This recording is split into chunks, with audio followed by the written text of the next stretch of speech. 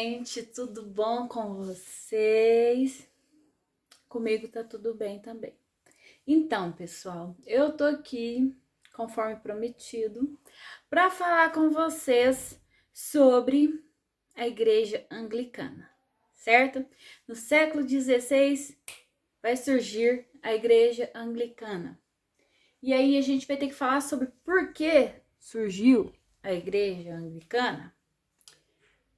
E aí, gente, preparem para a sofrência, preparem para a história. Pega a pipoca, pega o refrigerante ou suco natural e vão ouvir um pouquinho de história. Já coloco aquela música bem triste.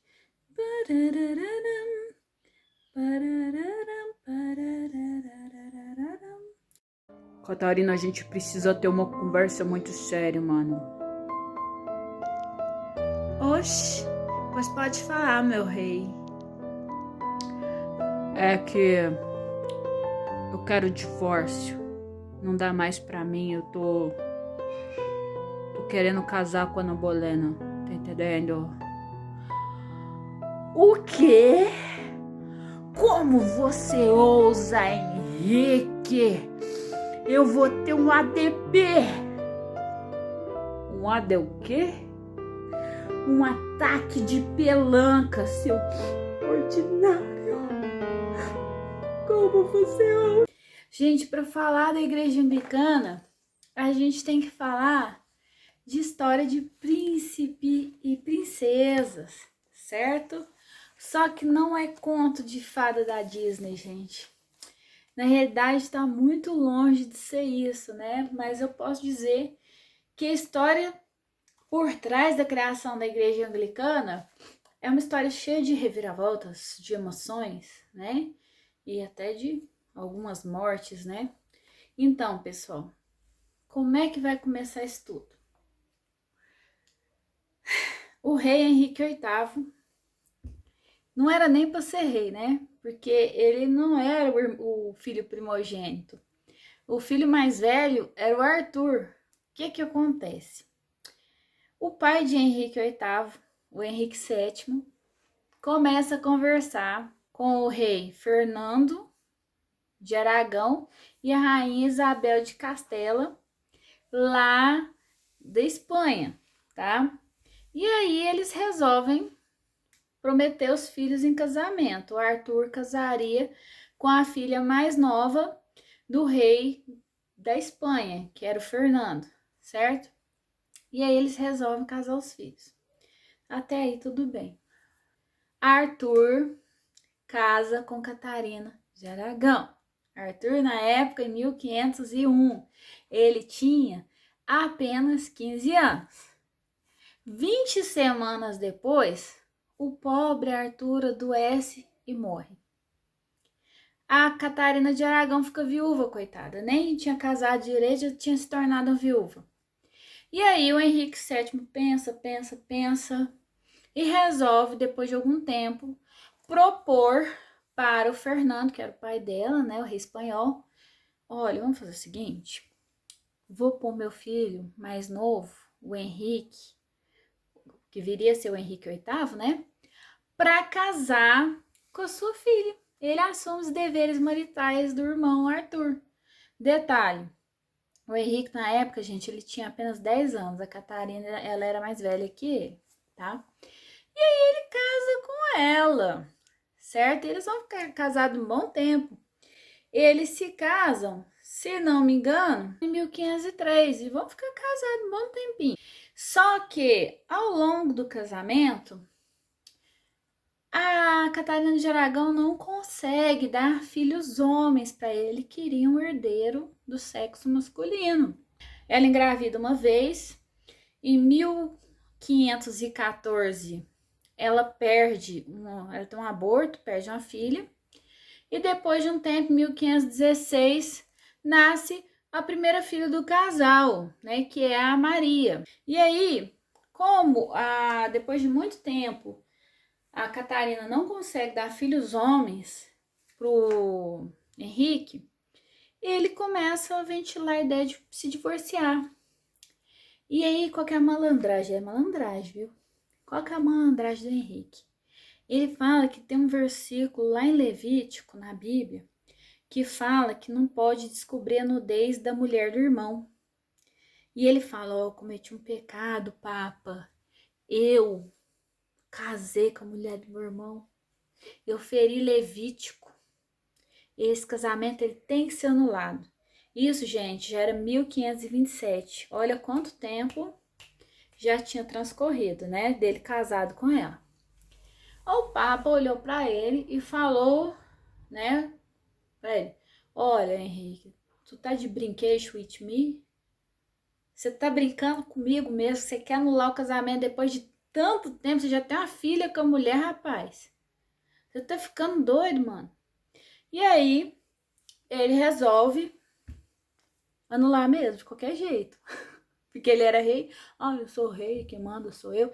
E ele, gente, já tava vindo aquela vibe de disputar o poder com a Igreja Católica. A Igreja Católica tentava afirmar a autoridade, ele tentava afirmar a autoridade dele, né? Os reis, os príncipes, eles estavam meio que numa queda de braço, muitas vezes, com a Igreja Católica, né? E o Henrique, ele vai travar uma queda de braço por causa desse casamento, que ele não queria mais ficar casado com ela, tá? E a gente vai ver que o Henrique VIII, ele vai ter, assim, uma vida emocional muito estável, sabe? Ele vai casar, gente, 6 vezes. Isso significa que ele consegue anular o casamento dele com a Catarina de Aragão. Aí o Henrique falou pro Papa, você não vai deixar eu anular meu casamento ou divorciar da Catarina de Aragão? Tudo bem, meu querido, eu vou abrir a minha própria igreja, porque eu sou o rei, quem manda sou eu. E aí ele rompe com a Catarina de Aragão e ele casa com outra mulher chamada Ana Bolena, tá? Ele casou com a Ana Bolena, gente, com o apoio do parlamento inglês. E aí o mesmo parlamento aprovou uma lei chamada Ato de Supremacia, que declarava que o chefe supremo da igreja anglicana, ou seja, a igreja que o Henrique fundou, era o próprio Henrique, tá? Então o chefe da igreja anglicana é o rei da Inglaterra, ou rainha da Inglaterra. Hoje, quem que é a chefa da igreja anglicana? É a rainha Elizabeth II, né? Porque ela é a rainha da Inglaterra e líder da igreja anglicana, certo?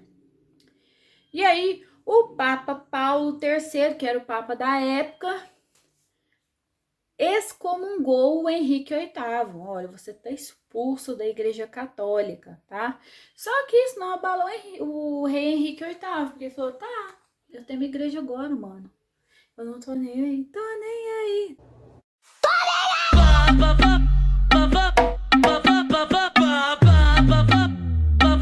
Né? Ele cantou essa musiquinha pro Papa. Mentira, ele não cantou não, tá? E aí foi criada então a igreja anglicana, né, para atender aos desígnios românticos, né, do Papa não, do Henrique VIII. Ai, gente, como eu não tenho uma memória muito privilegiada, eu tive que fazer um esquema para falar sobre a vida amorosa do Henrique VIII, porque, tipo, ele casou muito, gente. Parece até uns artistas que a gente tem hoje, né? Casou muitas vezes. Olha, ele casou com a Catarina de Aragão. Aí, ele divorciou dela. Em 1532, ele casa com a Ana Bolena. Esse casamento, gente, eu acho que a Catarina de Aragão rogou praga no Henrique. Por quê? Porque o primeiro filho é uma menina, é Isabel. Primeira filha, Isabel. E ele queria um menino. E aí, ela engravida depois de um menininho. Só que o Henrique tem um acidente quando ele tá fazendo um torneio de justa, ele cai do cavalo e machuca. E ela fica sabendo e ela aborta a criança com 15 semanas, acho que 15 semanas, ela aborta e aí o pessoal vê que era um menininho, né? Que ele tanto queria um menino. O detalhe, o Henrique VIII, ele era conhecido por ter várias amantes. Ao longo da vida dele, ele teve várias amantes, ele teve filhos considerados ilegítimos fora do casamento, filhos que ele nunca assumiu, tá? E aí, em 1536, ela morre. Aí você fala assim, como ela morre? Ela tem alguma doença? Não, gente, o próprio Henrique VIII manda decapitar a mulher, manda matar a mulher, tá? Por que que manda matar a mulher? A corte não gostava da Ana Bolena. Eles tinham antipatia com ela. E aí começou a circular um boato que a Ana Bolena estava tendo um caso com o irmão dela, o Jorge Bolena. Jorge Bolena, gente. Uma relação incestuosa com o próprio irmão. Não sei se é verdade, se é mentira, mas ventilou-se isso na corte e o Henrique VIII resolveu mandar matar ela. Ela foi executada em 1536. Depois, um dia depois da morte da Ana Bolena, o Henrique VIII fica noivo com a Joana Seymour. Fica noivo com a Joana Seymour um dia depois. 10 dias depois ele casa com ela. Detalhe, ela já era amante dele, tá? E aí ela tem um filhinho com ele, o único filho assim que ele reconhece, né? Chamado Eduardo. E no parto do Eduardo, a Joana Seymour morre. Joana Seymour morre no parto do Eduardo. E aí, depois de dar a luz ao Eduardo, ela morre. Certo? Eu tô falando que tem praga no meio dessa história. Depois, o Henrique, ele fica desinquieto. Nossa, eu preciso casar de novo, preciso casar de novo, preciso casar, preciso ter mais filhos. E aí, ele conversa com um amigo dele, e esse amigo dele fala, olha, conheço uma pessoa que é legal pra casar com você, muito interessante essa pessoa. Ela chama Ana de Cleves. Eu acho que se você casar com ela, você vai estar muito bem com ela, ela é muito legal. E o Henrique casa com a mulher por procuração, ele casa com ela sem ver ela. E quando ele vê a mulher, ele acha a mulher horrorosa. Ele fala, nossa senhora, essa mulher é mais feia do que bater em mãe. Ela é muito feia. E é muito feia mesmo. Aí, segundo as más línguas, ela é realmente prejudicada, né? E aí, ele pede anulação do casamento. Ele dá umas casas para ela, uma pensão para ela. Ela concorda e fala que o casamento realmente nunca fora consumado, que ele nunca encostou a mão nela. E o casamento é anulado. Depois, ele casa com a Catarina Howard. Isso 1540. Catarina Howard, que se não me engano, era prima da Ana Bolena, gente. Casa com esse cara. Só que a Ana Howard, ela não gostava do rei. Ela casou de olho grande no dinheiro do homem, certo? Ela já tinha um cara que era um pretendente já noivo dela, que ela tinha um namoro com ele. E ela casa com o rei, Henrique VIII, e leva o cara para trabalhar junto com ela lá no castelo. E nisso eles vão tendo um relacionamento extraconjugal, ou seja, ela galha o rei, ela trai o rei. O rei fica sabendo, né? As coisas no castelo é difícil esconder. O rei fica sabendo e manda executar os dois. Mais uma mulher que perde a cabeça por causa do Henrique VIII, né?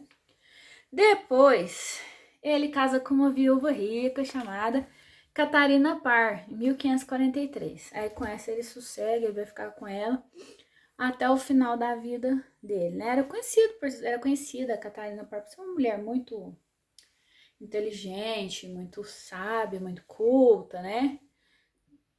Por ter apaziguado a relação dele com as filhas que ele teve nos casamentos anteriores, né? Por ter feito as pazes, por exemplo, com a Maria, com a Isabel, né? Porque ele chegou um tempo que ele excluiu elas até da sucessão. Aí ele voltou elas para a sucessão, só que atrás do Eduardo. Mas assim, a igreja anglicana, ela foi criada por conta desse destempero do Henrique com os casamentos dele, que ele queria anular o casamento. O parlamento apoiou ele nessa decisão, né? Até porque era importante para os reis naquela época demonstrar que o poder deles era a autoridade máxima, né? E que não ia aceitar a interferência da Igreja Católica gerenciando as questões nacionais de cada país. E voltando a falar do protestantismo, a gente tem que ter ciência de que o protestantismo ele cresceu muito, muito rápido na Europa, né? Em 50 anos, 40% da população da Europa ocidental já era protestante. E a Igreja Católica ficou parada? Ficou de braço cruzado? Ficou nada, tá? Promoveu uma reforma ou contra-reforma, né? Sendo chamada de contra-reforma ou reforma católica. E aí ela incluiu medidas como a punição, né, de lideranças protestantes, a criação da Ordem dos Jesuítas, né, que foi criada pelo Inácio de Loyola, que eles eram também chamados de soldados de Cristo, né? As decisões do Concílio de Trento e a volta da Inquisição. Gente, Inquisição é um capítulo triste da nossa história, né? Porque aquelas pessoas que eram acusadas de ser hereges, elas eram queimadas na fogueira, né? Então, tipo assim, muita gente morreu queimada numa fogueira por ser considerado de uma fé, de uma religião diferente. Você teve, inclusive, guerras, né, por conta disso. Você teve a Guerra dos 30 Anos. Essa Guerra dos 30 Anos que durou de 1618 até 1648, né, que era um conflito entre católicos e protestantes na Alemanha. Esses conflitos eles foram se esparramando para outros lugares, né? E, ao final, ficou oficialmente reconhecida a existência de dois credos cristãos, né, que era o catolicismo e o protestantismo. Então eles brigaram, no final resolveram entender, né, que existiam duas religiões e que deviam conviver. A Ordem dos Jesuítas, ela foi criada, né, como eu já falei, para serem os soldados de Cristo.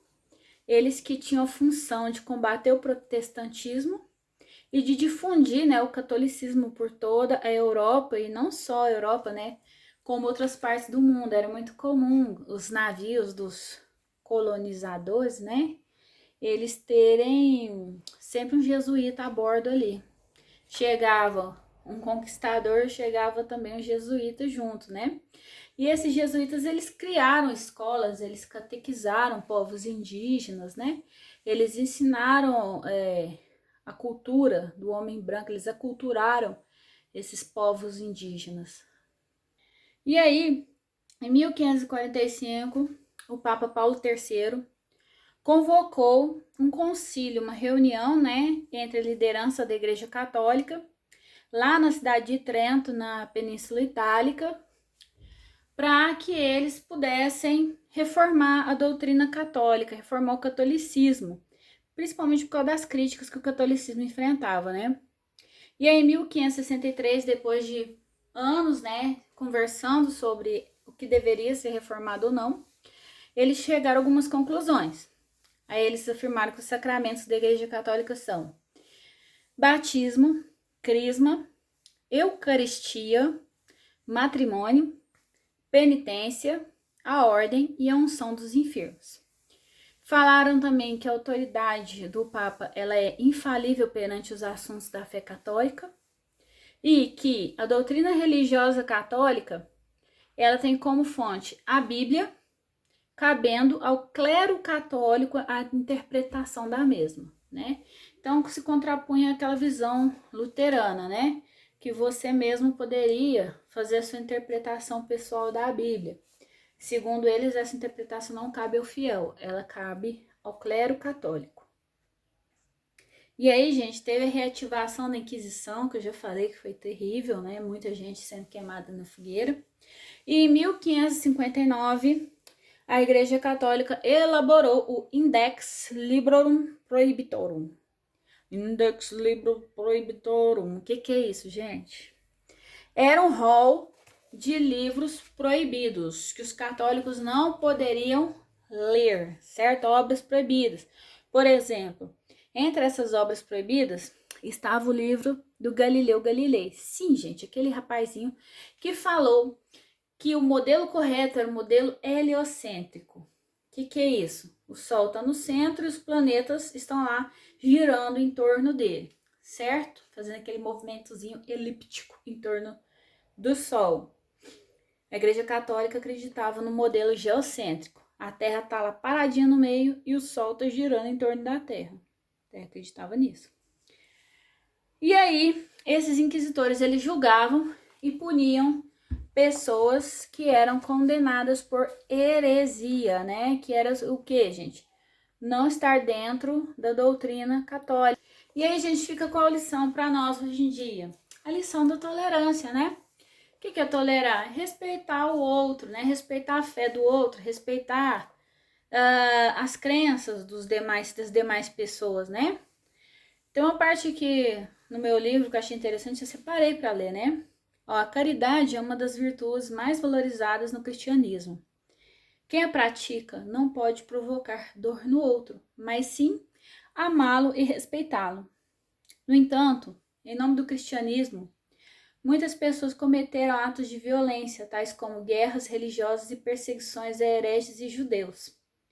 Do mesmo modo, praticantes de outras religiões também se envolveram em conflitos com grupos considerados inimigos. E isso, gente, é um problema que até hoje aflige a humanidade, né? De pessoas que são intolerantes, que não respeitam, que existem outras formas de pensar, outras formas de se relacionar com, né, com as divindades, com Deus, né? Porque existem várias religiões, várias divindades.